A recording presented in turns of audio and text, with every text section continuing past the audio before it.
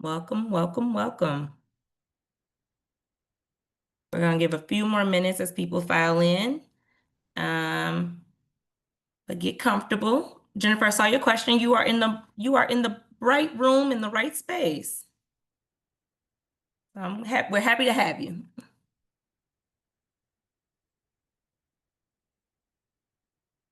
Oh, I see some familiar faces. Well, familiar names, not faces. See some familiar names.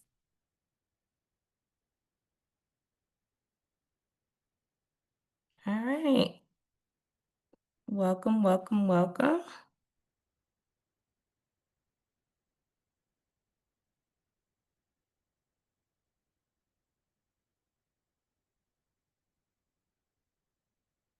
We have such an exciting presentation for you all. I'm so excited for you to join us.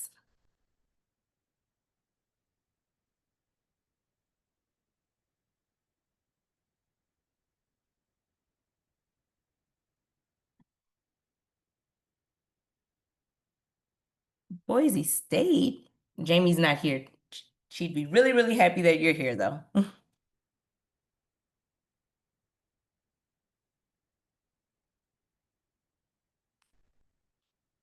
many of you?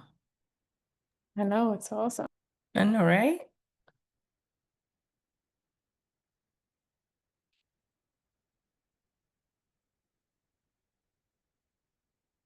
Okay.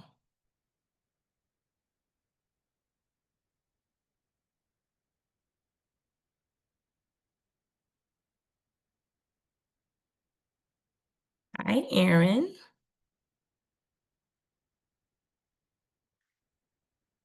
Oh,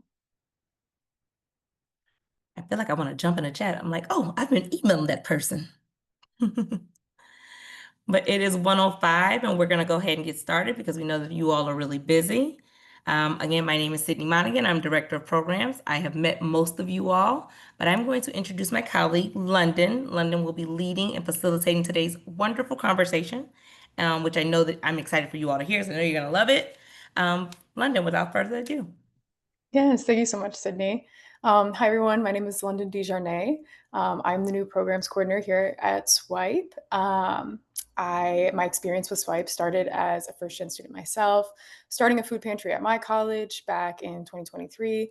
And yeah, Swipe was essential in providing my college with insight on the need for more effective food systems on campus, but also how to do it. After graduating, I went on to run 2 more food pantries before working with Swipe again. So I'm really excited to be here and be re-entering the college hunger space and providing my perspective on first generation needs, but also working to cultivate a community here of other voices. So yeah, if I just want to clarify real quick that everybody can see my slides. Yep. Perfect. All right. Well, as it says, today's swipe session is a celebration of first generation students, and it will be recorded and shared at the end. So if you have any questions that you feel like weren't answered, or you want to look back at any resources that we share, feel free to go back and share the QR codes and share with the rest of your network. But this is our agenda, what we're going to be discussing today. And yeah, just starting off strong. I wanted to set some groundwork and give a brief description of some of the terminology I might use today. First, starting off, first-gen students, this one's pretty simple. A first-gen student is a student whose parents or family do not have a bachelor's degree or higher. Inversely, continuing generation students is a student who has at least one parent or family member that did have some sort of post-secondary educational experience. And lastly, the term navigational capital is a term that relates to the ability or capital to maneuver through social systems and institutions that were not originally designed to support you. So, for example, a first generation student may rely on their navigational capital to understand the college's complex bureaucracy and get the support that they need. So, trying to understand how navigational capital comes into play for first gen students, let's take a look at some numbers. So, first gen students are twice as likely to experience food insecurity than their continuing generation counterparts, which is pretty staggering. And even more so when you consider some of the implications of focusing on feeding yourself as a student rather than investing your time into your studies, internships, or extracurricular activities. And it's demonstrated here when we see that first-gen students are about half as likely to get a PhD after their BA than their continuing generation counterparts. In addition to that, they're less than half as likely to complete their degree in less than 6 years in comparison to their continuing generation counterparts. So thus it's clear that first generation students are not only struggling when it comes to meeting their basic needs, but these struggles are communicating when it comes to the professional and academic careers as well.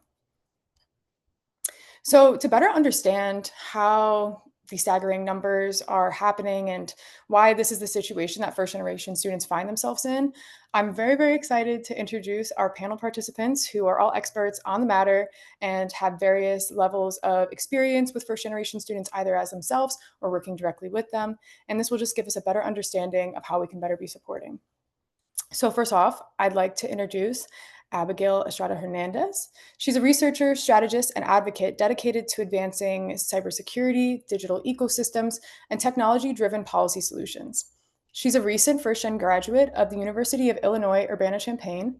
She has contributed to initiatives at the White House Office of Digital Strategy, Target, and in Illinois Senate. Her current role is as a legislative staffer for the Illinois State Senator, Christina Castro. And I would love if we could all give her a very warm welcome. Moving on is Dr. Kat Stevens-Peace. She is an assistant professor of higher education at Ball State University Teachers College. She is in the Department of Educational Leadership and teaches master's and doctoral students in the Student Affairs Administration and Higher Education program. She is a first generation student herself, being the first in her family to receive a PhD.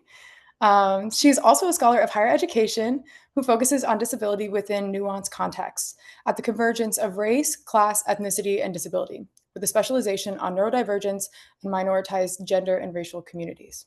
So if we could all give Dr. Kat Stevens a very warm welcome. Moving on, Jennifer Gonzalez Reyes is a first generation Latina documented woman of science. She is a proud daughter of immigrant parents. Jennifer completed her Bachelor of Science in Physics from Guilford College, where she was a Bonner Scholar dedicated to social justice and community engagement. She currently serves as the Director of Communications and Campus Engagement at the Bonner Foundation, where she focuses on supporting 65 plus colleges and universities across the country and building strong, equity focused community engagement programs. So, if we could welcome Jennifer. And moving on, Bora Poku is a recent graduate of Oberlin College, and after earning a Bachelor of Arts in Sociology and Africana Studies, she started working at Oberlin as the first generation coordinator in the Center of Student Success, where she supported first generation students and income eligible students through programming, mentorship, and advocacy. She is now pursuing her Master's of Social Work at Case Western Reserve University, where she is concentrating on trauma informed practices and exploring how culturally responsive and community based approaches can foster healing, resilience among marginalized populations. Thank you. And last but not least, Jillian Pete Hamilton is the Senior Director of Community Impact at TIAA. She leads national philanthropic efforts supporting first-generation college students through strategic partnerships with colleges and nonprofits, grant programs providing emergency aid, and scholarships. She founded TIAA's associate-led Sustainable Action Team promoting environmental practices and climate action. She attended Wake Forest and UT Knoxville. So if we could just give one last welcome to all of our panelists. Thank you all so much. And we'll go ahead and move forward with the questions that we have. So first off, what are the unique barriers first-gen students face in accessing basic needs support? And any of the panelists who are interested can go ahead and mute themselves and share their perspective. I'm happy to go first, London. So nice to be with you all this afternoon. And I think before talking about the unique challenges, I think it's important to acknowledge how amazing first generation students are. First generation students have all of the grit, all of the motivation that continuing Gen students may or may not have. They've had to put in so much effort just to get here. And so it's really important that we support them and help them persist and make it all the way through to graduation. Looking at some more numbers, I know London, you presented some numbers at the start of the call, but looking across the nation, 54% of current college students are first gen, but 76% of them do not make it all the way through to graduation. So that's truly staggering. And those are facts or stats that I got from First Gen Forward's research papers. And so thinking about, there's so many areas that we could focus on and think about in terms of barriers that are specific to first gen.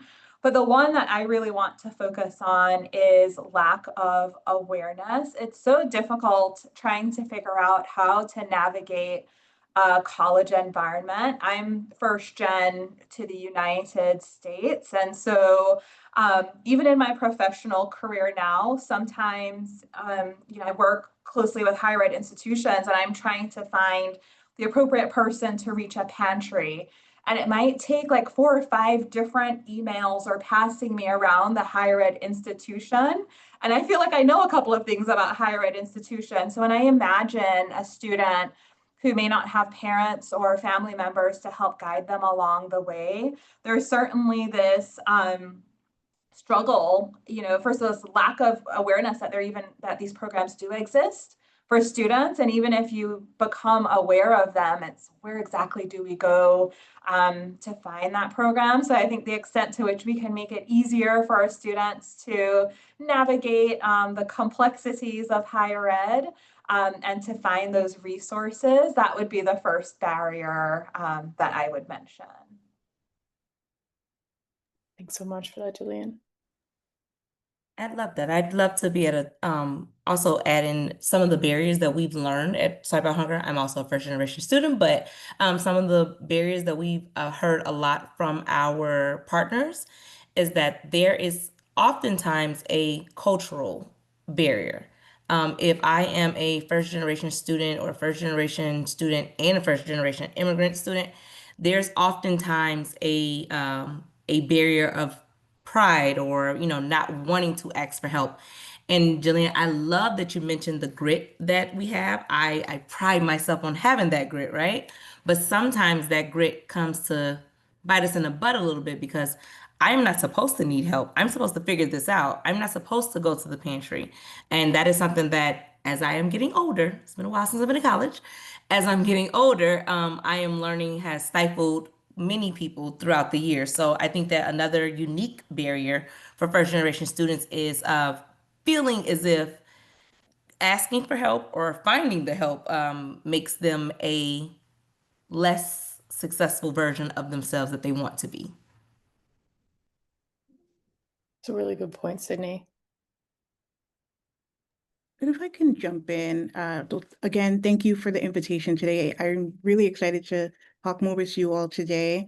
So I'm coming to this conversation and thinking about students as whole people and not just as learners or hungry bodies, but as individuals navigating complexities in their lives and their academic lives, these systems of belonging, of identity, of survival, all wrapped up in their education.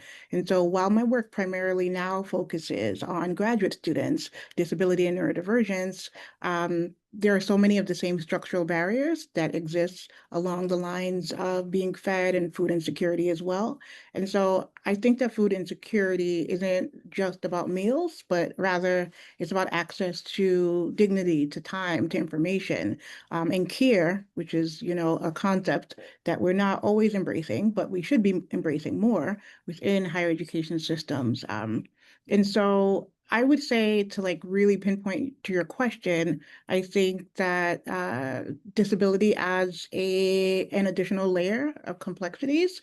If a student might be neurodivergent or experiences chronic illness, for example, or executive functioning issues, or there's stigma, there's also energy management, there's also navigating how to access a center, navigating physical barriers, mental barriers towards making sense of a center. And sometimes the center may be have too much sensory output for a student. And so there are so many other barriers that we can be considering as well, that we may not be considering on the outset of just having foods available. Another thing I want to add, because I personally experienced this as a first-gen student myself, uh, going to school in a place that was not at all like the home I came from, and finding foods that I was familiar with, that were familiar for me and my culture. And so knowing that certain foods I wouldn't eat, even if they came from the student pantry on campus, because I was not familiar with it and we didn't cook that where I was from. So just thinking about also having a global perspective to adding lots of different varieties for all students.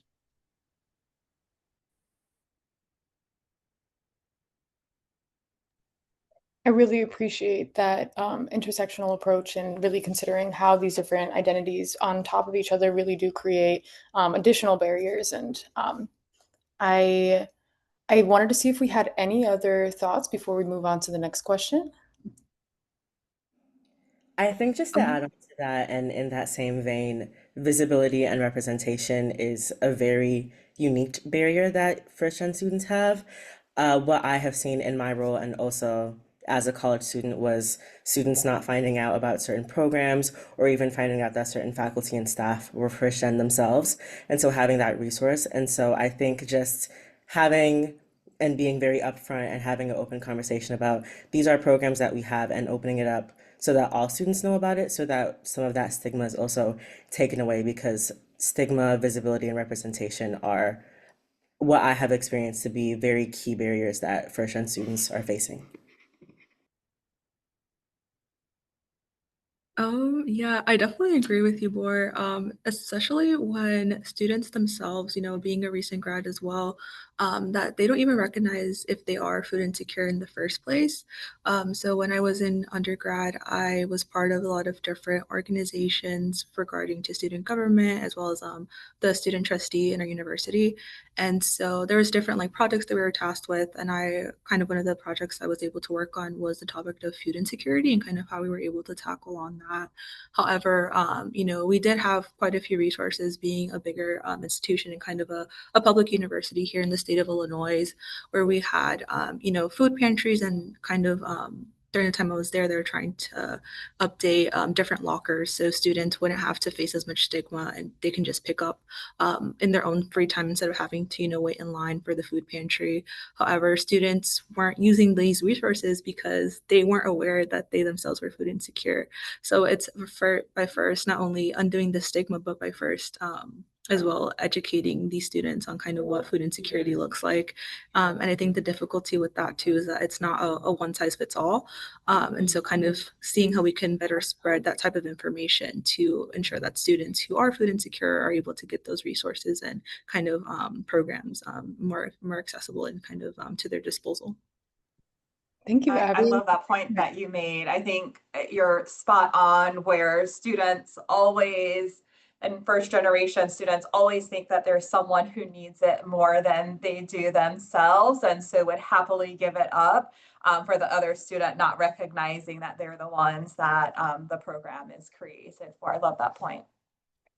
I hear a strong vein in a lot of these comments that awareness and directivity to these resources seems to be a major barrier, which does connect us to our next point, next question, which is how can pantries and student programs collaborate to improve engagement and awareness? So now that we have an understanding that this is the problem, students don't know about these resources, how can we be improving communication so that students are aware of what resources are available on their individual campuses? I can jump in.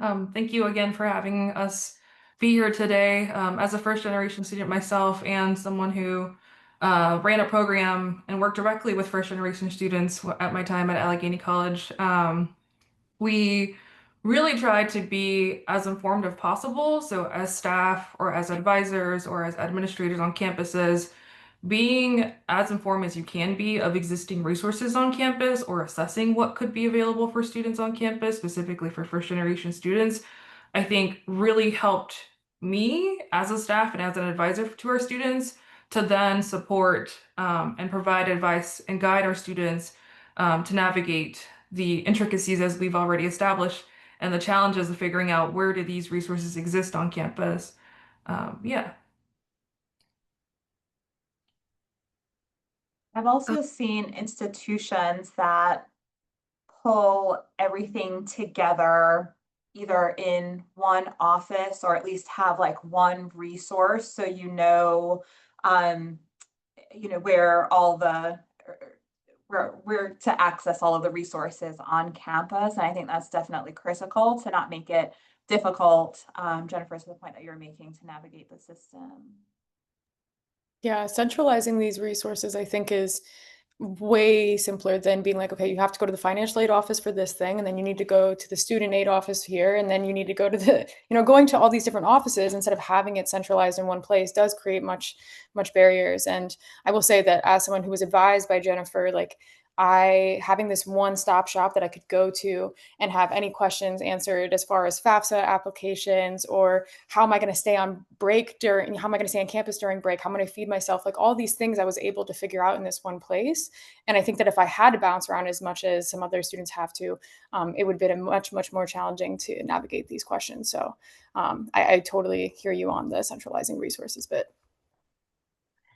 I love that, and I've decided that my role here on this call is to just kind of like promote all things Swipe Out Hunger. So I, when we talk about how pantries and student programs can collaborate to improve engagement, one thing I would love to be able to share is that Swipe Out Hunger has a template for our pantries to connect with the professors to put the notice of these programming into the syllabi. Yeah, that's the plural.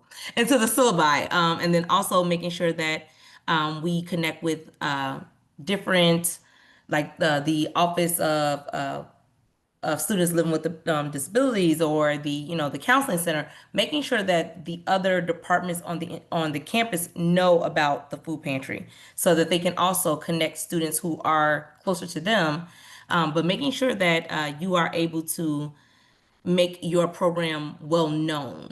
One thing I also want to bring up is we visited Wayne State earlier this year, and one thing I loved is that the young lady who leads that pantry was able to share with us that she doesn't ask for any information. She's her words exactly, "I'm not in the business of making people prove that they are poor. If you need a granola bar to get you through the next day, you need a granola bar." So I think that that goes to you all's points about dignity and making sure that students are seen as people who are just people. It's a great point, Sydney. Before we move on to the next question, did any other panelists have any input on this? I want to hear everybody's voice. Yeah, actually kind of going off of what Sydney was saying about including different programmings into syllabi. I actually had one of my professors at the University of Illinois, specifically for a food science course that I was taking one semester, where they would give us extra credit if we were donating to food pantries, or kind of, spread the word about different programs that were going on. So I think just like getting more professors and people who are working at the university or college, kind of get those students up and running and kind of mobilize other students to be aware of these programs. I think it's very important.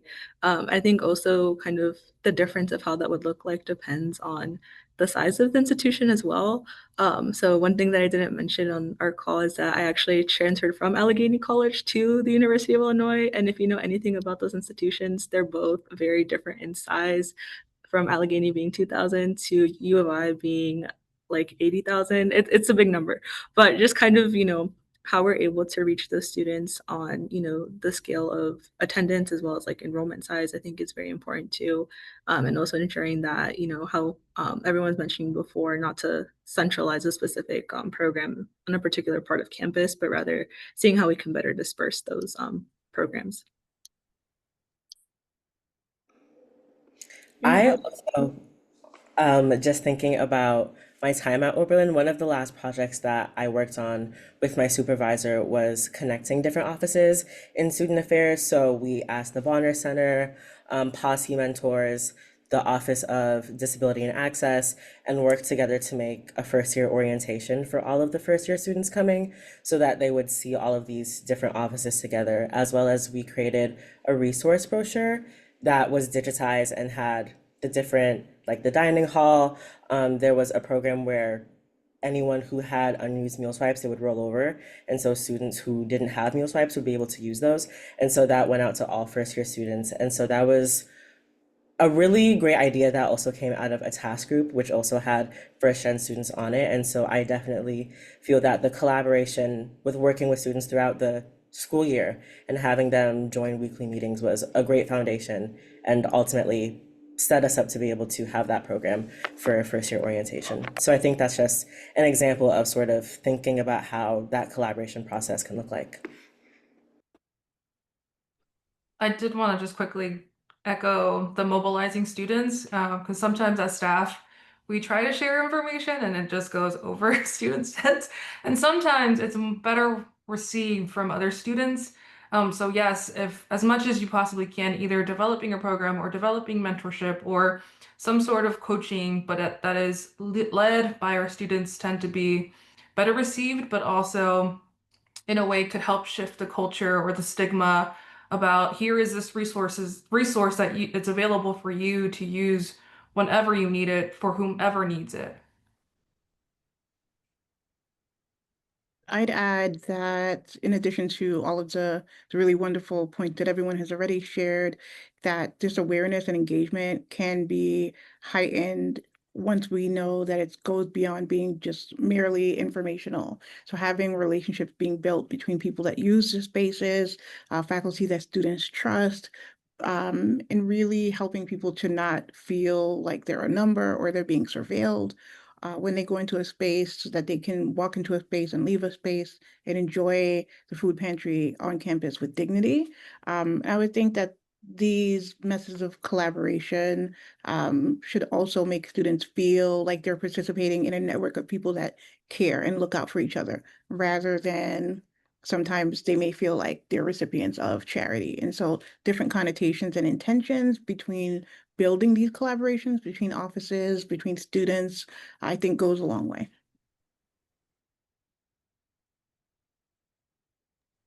Yeah, that's a great point. Framing is everything when it comes to whether or not food pantries are actually meeting the needs of students or simply just seeming as they do. And really quickly before we move on, sorry, I did want to shout out Deborah in the chat. Partnering with your local pantries or local food resources, please do that. At least in my work, we work a lot with the community partners in our local communities with their campuses.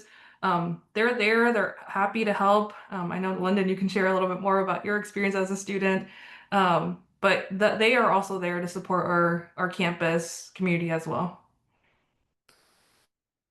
Yeah, absolutely. As Jen said, the relationships that you can build with off-campus organizations or just individuals in general is so much more of a resource than I think a lot of students realize. I think that a lot of times it's like, here's the college, here's the community. We're supposed to like stay separated, but oftentimes is what I find is when we're working together, we're able to really support each other in ways that are unlike what can just happen on campus. And so, in my experience running a food pantry, I was also running a program called Food Recovery Network, where we would collect food from the dining halls and redistribute it to organizations off campus. And we found that by doing so, these organizations that maybe weren't using their like canned food or non-perishable foods that were kind of just sitting in their pantry but needed the prepared foods, we did a little swap situation. So we gave them a prepared food that we had from our campus, and they gave us their non-perishable goods that ultimately our students needed. And it ended up making for a better situation for everyone involved. And so I really do think that these relationships need to be built around being mutualistic rather than I am a charity case, I am providing this charity resource for another, because oftentimes we all have needs that can be interchangeable. So these are all really great points, and I hate to move on, but I do want to bring it to our third question, which is what does culturally responsive, stigma-free support look like in practice? So not necessarily what it looks like on the outside, but what is the actual tangible work that needs to be done to make this effective?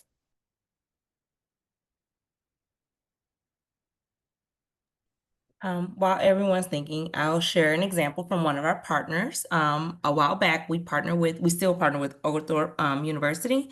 And one of my favorite stories is that the young lady who was Natasha Bird, I remember her name, she doesn't work there anymore. Natasha Bird shared that during Ramadan, she fixed she set up the pantry hour so that it would acknowledge Ramadan. I thought that was the most amazing thing that I had ever heard. I had never heard of it being done before. And so I thought it was so amazing that she was acknowledging this large group of students who were on her campus and their religious beliefs and their practices and their traditions.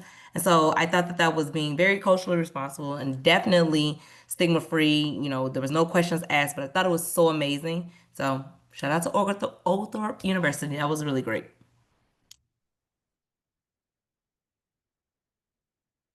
A couple of things come to mind for me as well. I know we're talking specifically about first generation students today, but certainly highlighting, like I tried to start with highlighting some of the strengths of first gen students. So it's more of taking that strength based approach rather than the deficit approach um, when talking about your programs and meeting with the students as well.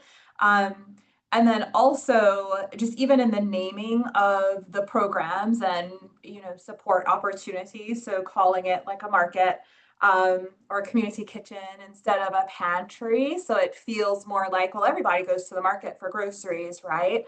And not everybody goes to a pantry for resources or groceries. And so thinking about some of the ways that we talk about things and the way that we talk about the students as well.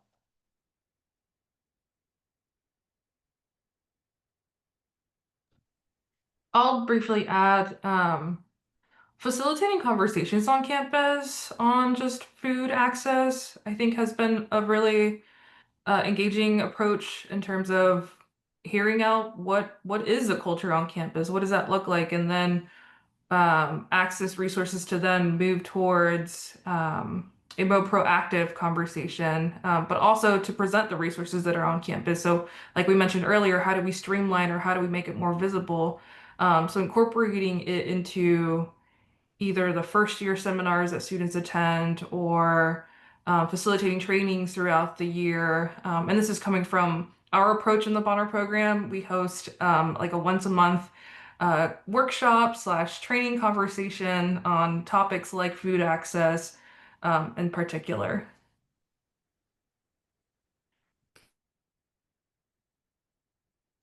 I'd say going off of that, Jennifer, I think kind of when we look at some ways to kind of support or have culturally responsive methods and practice.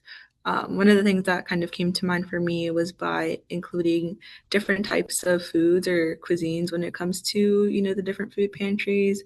I know earlier we were talking about, how some meals that were given out weren't necessarily familiar with by students simply because, they didn't grow up eating those types of meals. So I think maybe kind of considering more on like a cultural background, more like what type of foods or maybe like snacks, for instance, may resonate most with students that attend the institution, I think is important. But also by collaborating with clubs and organizations in the institution as well. So kind of during my time in undergrad, we've had a lot of different clubs that I was a part of personally that would host a lot of food drives. However, also opening the conversation that, while we may be collecting, these types of food items, it also is essential to kind of raise awareness that, the people who may be gathering the food or kind of, utilizing these items are also students and, students who we collaborate with or attend classes with. So just kind of bridging that gap as well, because a lot of students tend to not have that connection. So I think just again, bringing more awareness to the topic is such. And I'd Dr. also Kat, add, oh, I was just about to say to you, Dr. Kat, because I know you mentioned like mental health and some other things before, so I'd love to hear your voice on this topic too. oh yeah, I was actually going to add like a stigma-free support that I've seen. Is one thing, of course, regarding students with disabilities. It's to have specific times that the space is available to them, quiet hours perhaps, or sensory aware times, or sensory friendly spaces, or and especially clear, specific language that's really plain and really directive and really focused. I'd say another thing might be having specific hours for graduate students who may often not want to go into a space with and meet one of the students that they're TAing a course for, or also considering flexible hours for students who have caretaking responsibilities or work responsibilities outside of traditional work for undergraduates. So just thinking about your population and being really particular about trying to serve a bunch of their needs based on their lifestyle. Perfect. Thank you so much for that. And moving on to our last question, um, what are the best Oh, my bad. What are the best practices you've seen campuses use to connect students and support first generation students? So not just, this like information level, like what are these moments that we really see that administrators or staff or professors or even the students that are running these programs are truly connecting with other first generation students on a tangible level?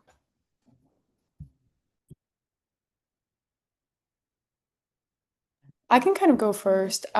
I found that in my time as a student, as a first generation student, having a resource like Bonner was really crucial in me developing a sense of community with other people who had similar backgrounds as me. Because you often find that in higher education, it is going to be predominantly people who are either from middle or higher income backgrounds. And if you don't have that background, oftentimes it can feel isolating because people are talking about their summer houses and their boats and all these luxurious things that you have no background to. It can feel like you're quite alone in that experience. But that isn't to say that there aren't low income people in college. It just could be hard to find them. And so what I found was really, really important for me was having these spaces that were specifically for students of this background, but didn't make it stigmatizing. So nobody was saying, this is the program for poor people. They were saying this is the program for students who do community-based work, community-based service. And I think that shifting the intention with destigmatized language is really important, but also providing that actual physical space and providing assistance through scholarships and tuition and just funding these programs so that it makes it more accessible for students who maybe are more focused on where their next paycheck is coming from. So making it a financial incentive I think is a really important way of really reaching students and securing them.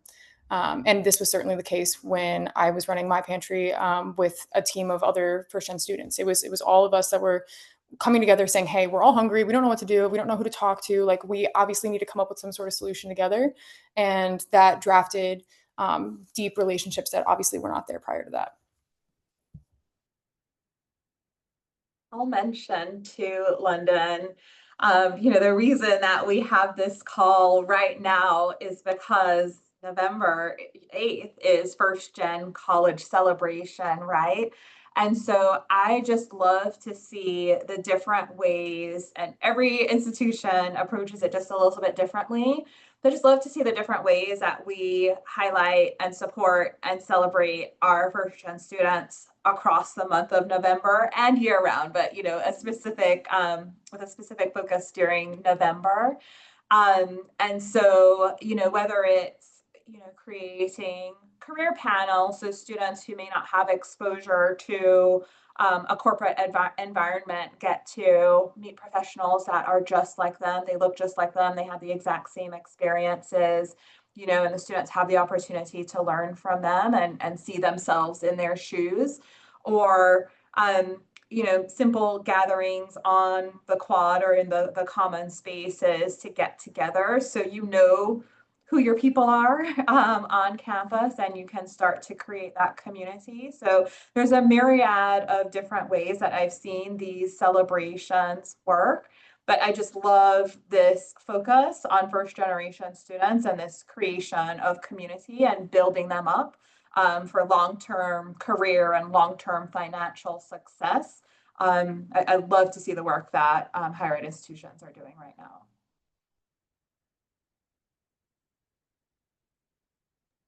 Yeah, I'd say for me and my experiences, kind of some of the ways that I've seen first generation students be best supported through the institution would be by kind of already having these different, hangout spots or kind of central locations where students would already be at to kind of create events that would already be integrated into students' everyday life. So, for instance, my university had a lot of different culture houses, and so for me, being of Mexican descent, we had La Casa Cultural Latina, and so essentially through that they would host something called Lunch on Us. So every Thursday they would have a free lunch for students. Just bring your ID, and you would be able to get a free meal. But at the same time, they would bring in different resources from the university, whether that's the counseling center, health center, free tutoring, for instance.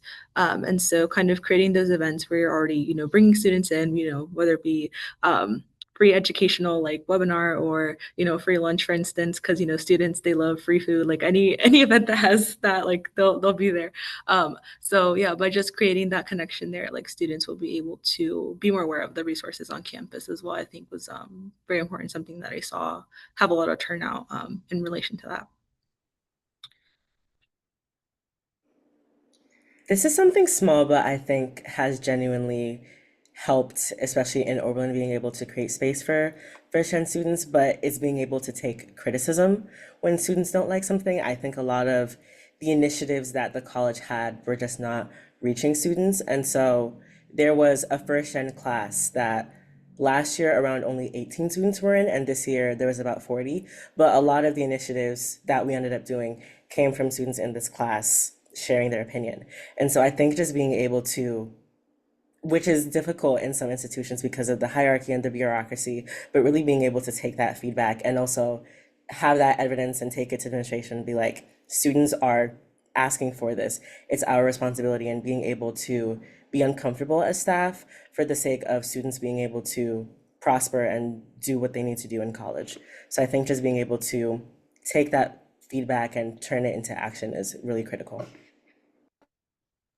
Yeah, I'd love to add on to that. I think our approach with working with the community is working with the community, so meeting the community's needs, and in particular, in our program specifically, so we're working with our students to really lifting up student voice in terms of like what are their needs. I think that's where any of us should begin or start.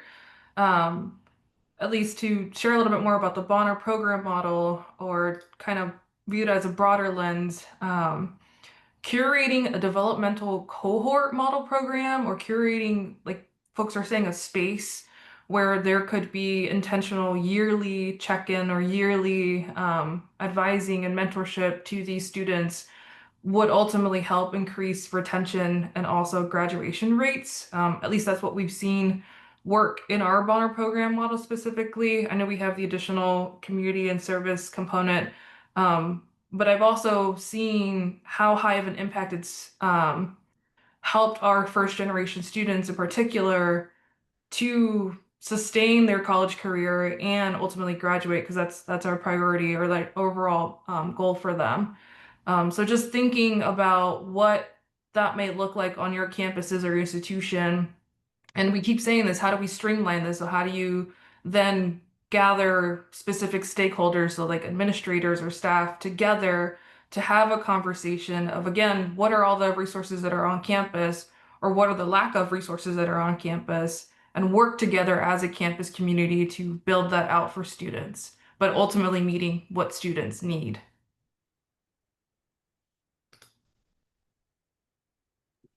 That's great.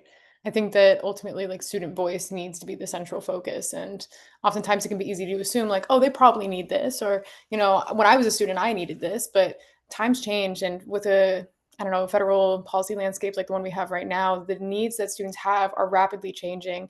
And so having a consistent dialogue, like Jen was saying, and doing these constant check-ins, having these mentorship programs, a really good way to assess what the actual needs are. So then you can start, building an approach that actually addresses those with all stakeholders involved. I want to give a chance for any last comments before we move forward.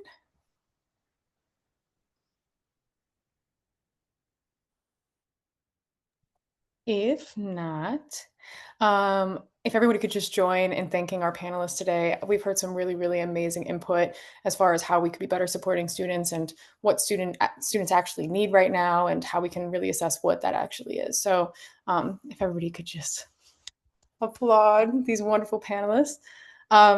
if there's one thing that we learned today, it's that it's incredibly difficult for students to navigate the resources that they could have in front of them, but oftentimes they don't know where to even find those, which is why we wanted to share some of our resources that we have internally.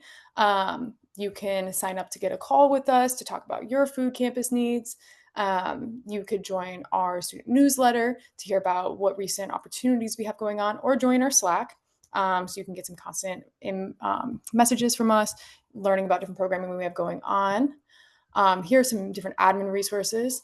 Everything is linked, so when I send out the slides at the end, you can go ahead and check it out. I won't bore you with all of the resources that we have, but I do want to make the point that at a time where first-gen students really need support, in addition to all of the different changes that are happening at the federal level with SNAP, it makes sense why only 67% of students who are eligible for SNAP are using it right now. And this comes from the fact that accessing this essential resource, the first line of support for food insecurity in the US, is a maze. Quite literally a maze. And so Sydney is going to be joining us right now in introducing a resource that aims to address this need and provides resources on how to access it. Of course. Thank you, London. And hello, everyone, again. I wanted to take a really quick second to talk about one of my favorite parts of Swipe Out Hunger is that we are working really, really hard to connect you all, our partners, the network, to external resources and external partners to help address the issues that you all are working to address. And so today I am joined by Tim from Single Stop. He has served as the Director of Business Development since 2022. And in his role, he leads partnership efforts in several, vertical, including several instances, including higher education. So I want to talk a little bit about Single Stop. Single Stop is it is a platform where it's a nonprofit dedicated to connecting students, people in general, but connecting students to federal, state, and local benefits and services they are eligible for. So when we talk about first generation students, we talk about the fact that there is a lack of awareness or lack of navigational capital, as London has taught us. And so for myself, I didn't know how to apply for food stamps. I didn't know how to apply for Medicaid. I didn't know how to apply for anything when I got to college because I had never been taught how to do those things. And what I love about Single Stop is they make it so that it's a single stop. It's a one-stop shop. You download this software, or join the software, and you're able to put in your information, put in all of your financial and all the things, and it finds out what all the government subsidies you are available to that you are qualifying for.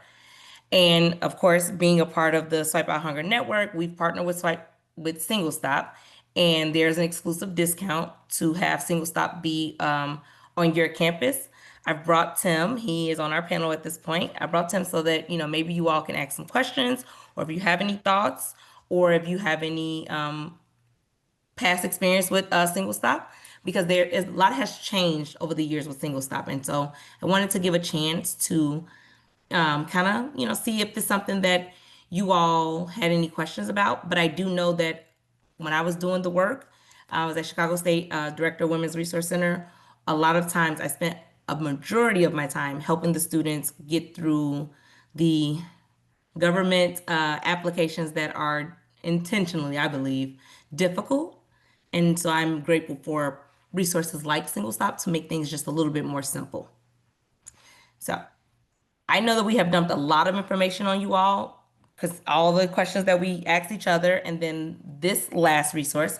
So I want to give you all a second to just kind of have any questions that you possibly have, throw them in the chat.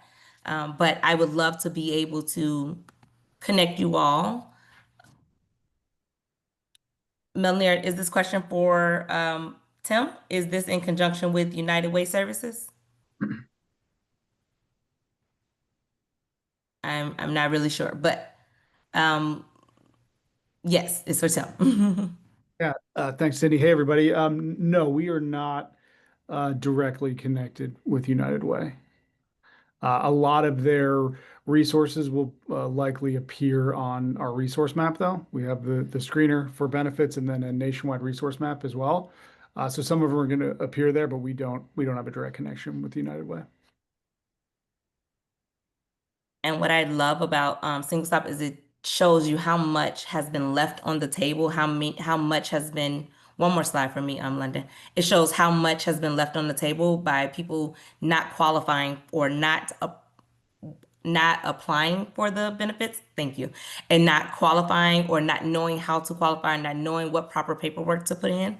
And I think that our entire segment today has been talking about the resources that first generation students need and are looking for. And I think that the common thread has been support and someone to lead the way in a way where they feel that they still have the dignity. And I don't know if you all have ever been inside a public aid office or a DHS office, but I have. And sometimes the dignity robs you at the door. So I just want to make sure I put that out there that when I see resources that allow for me to get what I need while still keeping my dignity, we talked about the grit, but we also talked about the pride that comes along with having to have that grit most of your life. And so that's one of the reasons why I wanted to make sure that we connected our partners to Single Stop and also making sure that you all had the platform to ask questions if you so felt them. Sydney, if I may just add real Absolutely. quick as well on the dignity piece, we purposely set out to make single stop kind of the antithesis of a government form. And so it's kind of a, I don't want to say, well, I guess I will just say level playing field. We do, it's fifth grade reading level, one question per page, multiple languages it's translated into. And so there's no questions on there for anybody that are going to be like, why don't you understand this? It's a weird question. How come you don't know? You can't move forward. They're all super straightforward and things you can answer without having to go dig for a document or look something up. Love that. I was putting in a chat, but I'm gonna go ahead and say this. So after this session, we are going to send out a, wrap up email to everyone that participated, that everyone that's here today, and as well the entire network.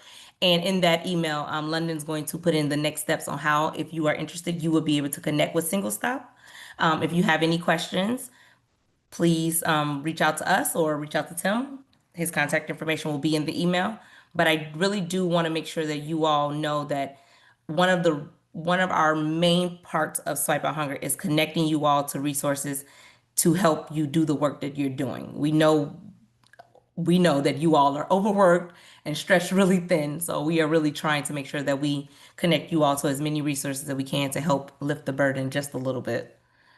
But thank you. And London, I'll turn it back over to you if there are no other questions.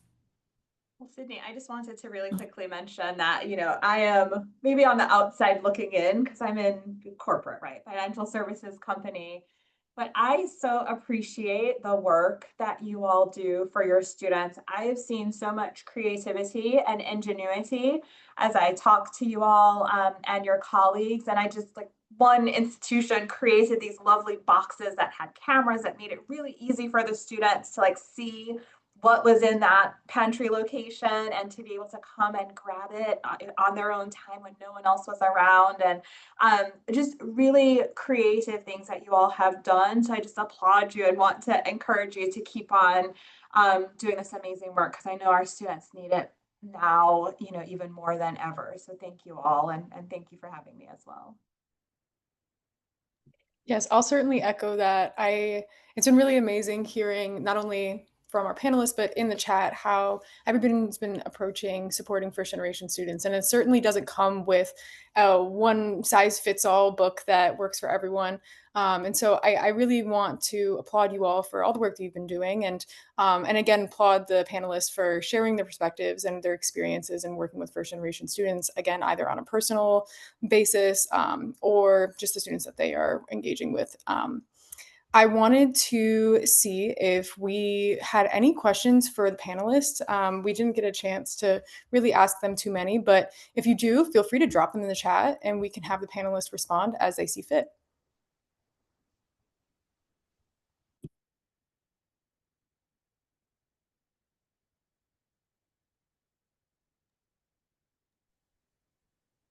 If there is no questions, that would certainly be okay. I just, with all this expertise in front of you, I wanted to make it an option.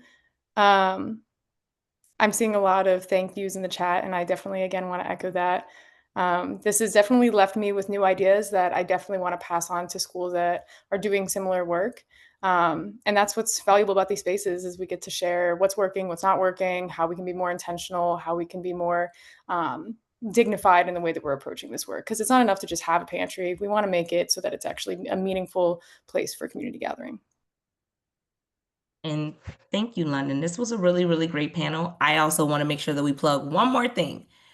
Our next swipe session is December 9th, 1 o'clock Central Time.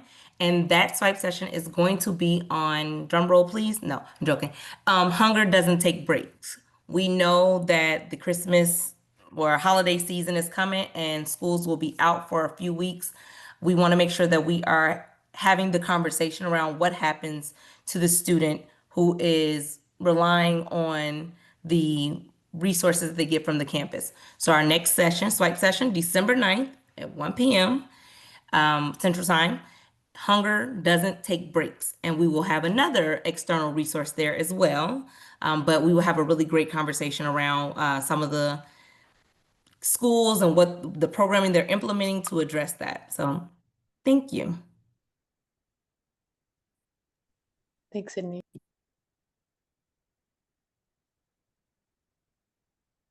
And you all have a great day. Thank you so much for coming out.